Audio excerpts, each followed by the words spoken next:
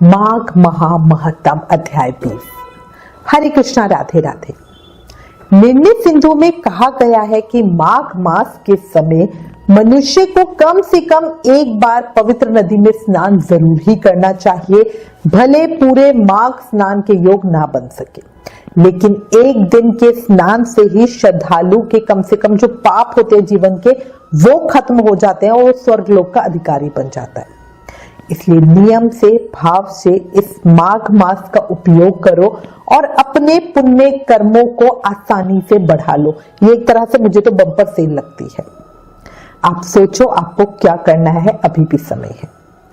अब श्री गणेश जी महाराज और अपने गुरुदेव को याद करते हुए माघ महात्म का अध्याय 20 सुनेंगे। प्रथम पूज्य वंदन करो महादेव के लाल, रिद्धि सिद्धि दाता तुम ही हो दीन दयाल। बोलो गणेश जी महाराज की जय।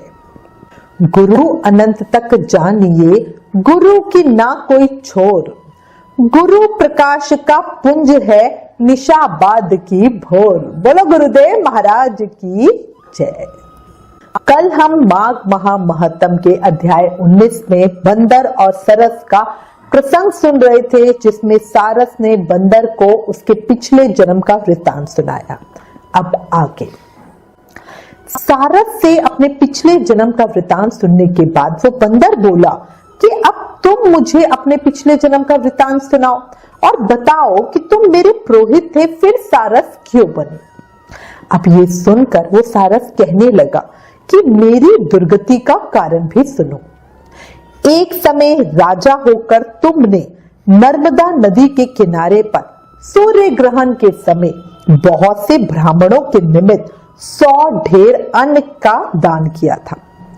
मैंने पुरोहिताई के मद से थोड़ा सा ब्राह्मणों को दिया और बाकी सब मैं आप हर कर ले गया। इन ब्राह्मणों के द्रव्य का अपहरण करने के पाप से मैं पहले काल सूत्र नरक में और फिर रक्त कदुर्म नरक में, जहां पर बड़े बड़े कीड़े थे और रक्त तथा पीप से भरा हुआ, नाभि तक नीचे सर और ऊपर पैर किए हुए, पीप चाटता हुआ उस दुर्गंध वाले नरक में कीड़ों आदि से काटा जाता रहा।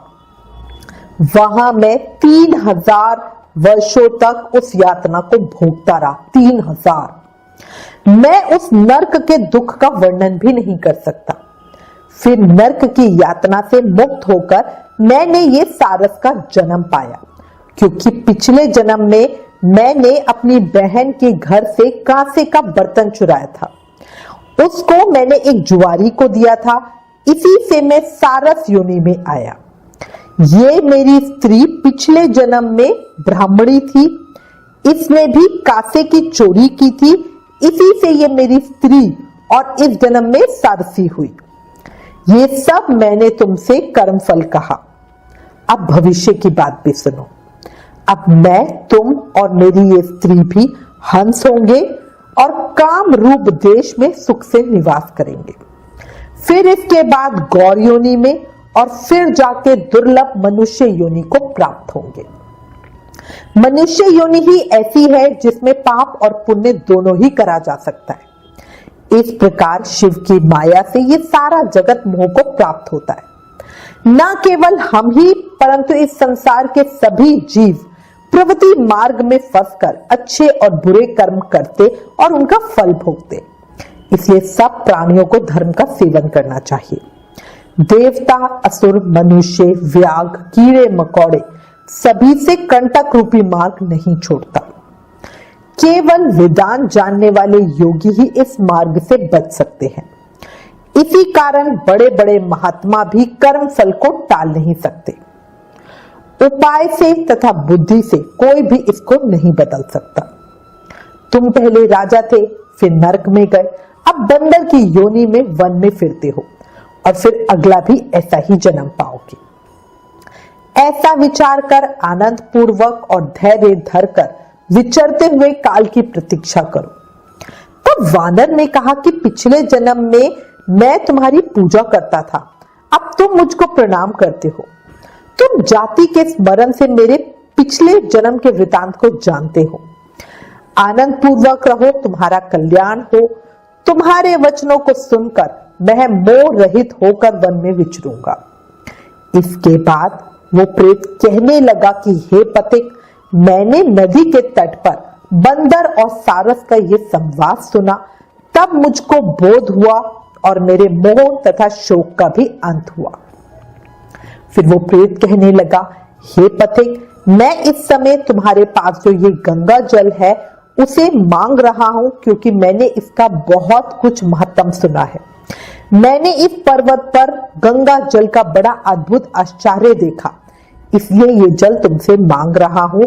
मैं प्रेत योनि में बड़ा दुखी हूं। एक ब्राह्मण अनधिकारी को यज्ञ कराकर ब्रह्म राक्षस हो गया। वो हमारे साथ 8 वर्षों तक रहा।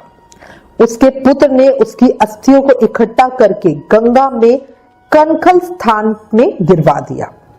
उसी समय वो राक्षस योनि त्याग कर सद्गति को प्राप्त हुआ। ये मैंने प्रत्यक्ष देखा है, इसलिए मैंने तुमसे प्रार्थना की।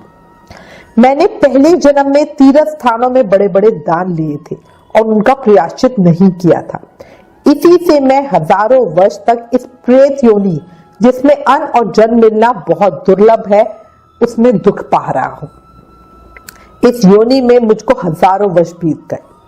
इस समय आप जल देके मेरे प्राणों को जो कंठ तक आ गए हैं उनको बचा लो। कुष्ठ आदि रोग से भी मनुष्य प्राणों को त्यागने की इच्छा नहीं करता। इसके बाद वो ब्राह्मण देवदूती कहने लगे कि ऐसे उस प्रेत के वचन सुनकर वो पथिक बड़ा विस्मित हुआ और वो अपने मन में विचारने लगा कि संसार में पाप और पुण्य के फल अवश्य ही भोगने पड़ते हैं। देव, दानव, मनुष्य, कीड़े मकोड़े भी रोगों से पीड़ित होते हैं। बाल तथा वृद्धों को मरण, अंधा तथा कुबड़ापन, ऐश्वर्य, दरिद्रता, पंडाए तथा मूर्खता सब कर्मों से ही मिलती है। इस कर्म भूमि में जिन्होंने न्याय से धन इकट्ठा किया है वो ही धन्य है।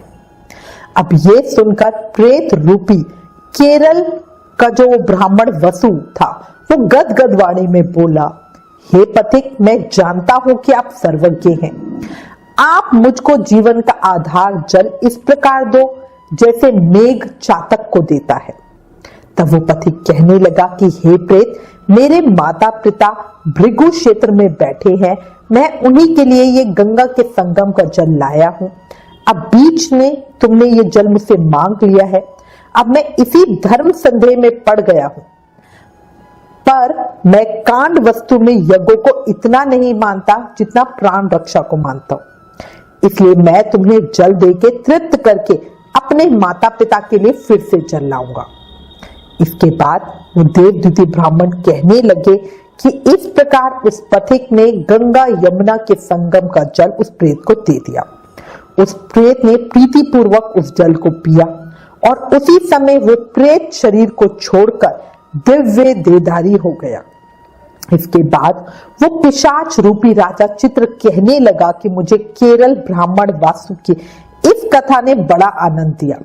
जो बिंदु मात्र गंगा जल से वो प्रेत योनि से मुक्त हो गया। इसके बाद देवदूती उस पिशाच रूपी राजा चित्र को बोले, हे पिशाच सुनो, मैं समझता हूं कि ब्रह्मा जी भी इस गंगा जल के गुण का वर्णन नहीं कर सकते, नहीं तो महादेव जी इस गंगा जल को मस्तक पर क्यों धारण करते। इस संसार में जो मनुष्य काया, वाचा और मनसा के पापों से रंग गए हैं वो गंगा जल के बिना नहीं धुलते। गंगा जल के सेवन से मुक्ति सदा सन्मुख खड़ी रहती है। जिसके जल को स्पर्श करते ही प्रेत प्रेतत्व को छोड़कर मुक्ति को प्राप्त होते हैं। जो गंगा स्नान करता है वह वैष्णव पद को प्राप्त होता है। यदि संबंधी लोग गंगा जल से तर्पण करे तो नरक में रहने वाले पितृ लोग स्वर्ग में चले जाते हैं और स्वर्ग में रहते हुए ब्रह्म तत्व को प्राप्त होते हैं। गंगा जल के समान और कोई मुक्ति का साधन नहीं है।